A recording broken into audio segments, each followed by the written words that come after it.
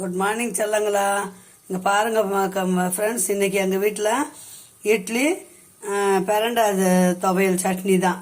இது வந்து நான் ரொம்ப ரெட்டு கலராக இல்லைன்னு நினைக்காதீங்க. நான் மிளகா வந்து எங்களுக்கு காரம் கம்மியாக சாப்பிடுவோம், அதனால் கம்மியாக வச்சு கருவேப்பிலை அதிகமாக வச்சுருக்கிறேன். உங்களுக்கு வேணுன்றவங்க நான் செய்முறை நான் இன்னொரு வீடியோவில் போட்டிருக்கேன், அதையும் பாருங்கள். அது ஃபுல்லாக செய்யறதுக்குள்ளே வீடியோ கட் ஆகிடுச்சு செல்லங்களா. அதனால தான் நான் வந்து சரி இன்னொரு வீடியோ இட்லியை வச்சு எடுத்துருவோம் தான் இட்லி வச்சு காட்டுறேன் உங்களுக்கு. அந்த செய்முறை ஃபுல்லாக இன்னொரு வீடியோவில் நான் அனுப்புகிறேன் பாருங்கள். ஃபுல்லாக சூப்பராக இருக்கும் செய்தது. இது வந்து காரம் கம்மி திட்டமாக இருக்குங்க, குழந்தைங்க கூட நல்லா சாப்பிடலாம். கொஞ்சம் வேணுன்றவங்க கொஞ்சம் ஒரு துளிவுன்னு வெல்லம் வச்சு அரைச்சிக்கலாம்.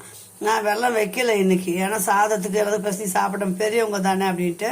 குழந்தைங்க சாப்பிடும்போது ஒரு சின்ன துண்டு வெல்லம் வச்சு அரைங்க, சூப்பராக இருக்கும். மற்ற இன்க்ரீடியண்ட்லாம் நான் இன்னொரு வீடியோவில் போட்டுருவேன் பாருங்கள் செல்லங்களை. ஹாய் வணக்கம் செல்லங்களா. சேனலை சப்ஸ்கிரைப் பண்ணி பாருங்கள்.